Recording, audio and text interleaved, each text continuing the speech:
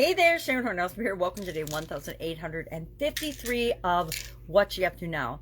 Documenting the journey as I originally was involved in offline businesses because I have been around since before the internet and corporate America. Spent over a quarter century in corporate America, decades, almost 5 decades. I know, lots, in running, owning, operating my own businesses. I started my first business when I was 13, which I'm pretty excited and proud about, and I couldn't have done it without the help of my dad and my family, etc., and my sisters, but it was fun. So painkillers, pain, emotional well-being are our topics today. Our idiom for Supersize Your Business was to be a painkiller, and we talked about how it's important to solve problems or pains for your customers in order to grow and build and supersize your business, as well as having a strategy in your own business for handling pains and challenges, because lots of people think of challenges as pains that come up and are inevitably going to come up and expand. As your business gets bigger, your problems get bigger.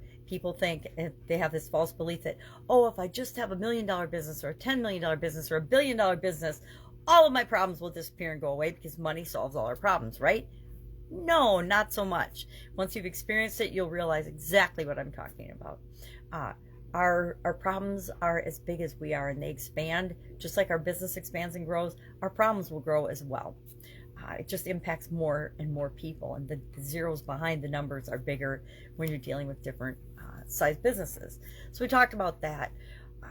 And then I've had decades, my whole life, I've had illnesses and challenges, and especially once I hit my 20s, I had some really debilitating pain-related challenges with my eyes, my kidneys, my arthritis and inflammation throughout all the joints in my body. And I actually have, at this point, I had forgotten about a bunch of them until I was reading some of my old Mayo documents, Mayo Clinic in Rochester. I went through a couple of times and was reading about the tests and the things I had and all the places I had inflammation in my joints and couldn't function and move. And I had actually blocked out a lot of that because in my 20s I was bedridden for the better part of 3 years and wasn't getting much done in life.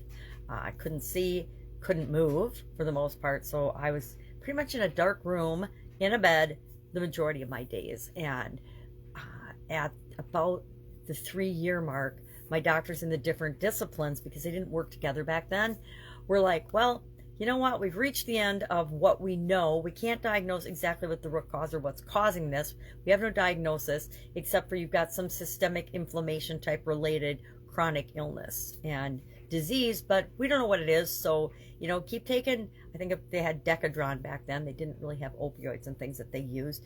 And then different eye drops. I mean, I was literally putting eye drops in my eyes or ointments in my eyes, sometimes 3 every 15 minutes or more all day long. And then when I'd wake up at night, it was crazy. My full-time job was trying to get healthy and take all these medications. And I finally realized when I got that diagnosis, after being pretty devastated for a while, and I don't remember how long now, but it was longer than I wanted it to be. I was like, no, this is not going to be my life. I'm not going to, I wanted kids. I wanted a family. I wanted a career. I wasn't going to just throw in the towel and lay in bed for the rest of my life. So I had to make some changes and that's when I discovered it was really up to me. It wasn't up to doctors or anybody or anything outside of me figuring out how I was going to live my life. It was up to me. And I came up with different tricks and strategies that helped me. Remember, there was no internet back then, so I couldn't just hop on the internet and research and find all kinds of possible solutions. And nowadays, you can ask the AI, and they'll give you a bunch of tips, tricks, and strategies of what to do to solve any pain or problem you might have.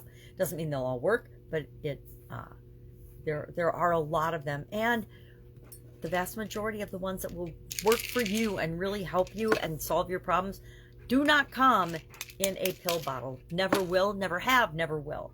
There are illnesses, there are problems, there are challenges that need a pharmacological solution, but the vast majority of them don't. Our bodies are designed to heal themselves, and the more artificial junk we put into them, the more pills we put into them, the less capable they are of solving the problems themselves. This is, of course, my opinion.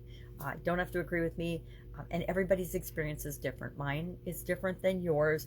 My ability to tolerate pain, our ability to tolerate pain and challenges is different for each and every one of us as well. I'd say one of the best things we can do is develop belief in ourselves and resilience, and just knowing that we're going to figure it out, and it's going to be up to us to figure out what works for us.